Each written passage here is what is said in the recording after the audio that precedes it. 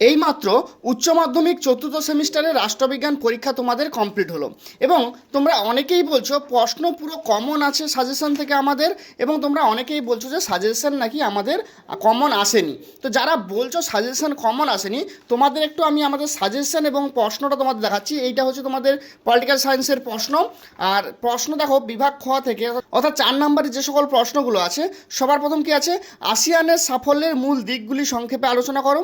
এবং এর প্রশ্ন আছে ইউরোপীয় ইউনিয়ন গড়ে ওঠার মূল উদ্দেশ্যগুলি কী কী। তাহলে ইউরোপীয় ইউনিয়নের উদ্দেশ্য আর আসিয়ানের মূল দিক, এগুলো কিন্তু দুটোই প্রশ্ন আমাদের সাজেশনে ছিল।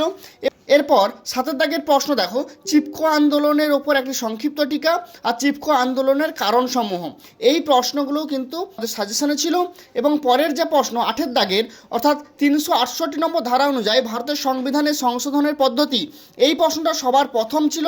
এবং পর যে বিভাগ গ, আন্তর্জাতিক সম্পর্ক চর্চায় বাস্তববাদ যে ছিল, বাস্তববাদের বৈশিষ্ট্য কিন্তু আমাদের ছিল, এবং আদর্শবাদের বৈশিষ্ট্য আমাদের সাজেশন ছিল। দুটো প্রশ্নের দুটোই কিন্তু কমন ছিল।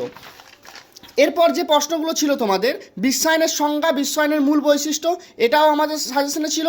এবং বিশ্বায়নের অর্থনৈতিক দিকগুলির সমালোচনামূলক আলোচনা, এর প্রশ্নটাও কিন্তু সাজেশনে ছিল।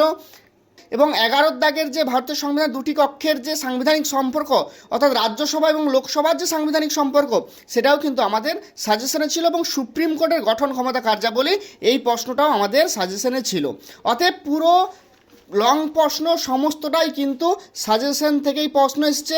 2 নম্বরের জন্য আমি বারবার বলেছি টেস্ট পেপারের প্রতিটি মডেলের প্রশ্ন তোমাদের পড়তে হবে, ওইখান থেকেই কমন আসবে। টেস্ট পেপারের প্রশ্ন থেকেই সমস্ত প্রশ্ন কিন্তু একদম হুবাহু কমন এসেছে, অর্থাৎ 100% কিন্তু কমন প্রশ্ন হয়েছে। পরীক্ষা তোমাদের আশা করছি খুবই ভালো হয়েছে। এবং পরবর্তী যে পরীক্ষাগুলো আছে তার সাজেশন পাওয়ার জন্য অবশ্যই কিন্তু কমেন্ট করে জানাবে।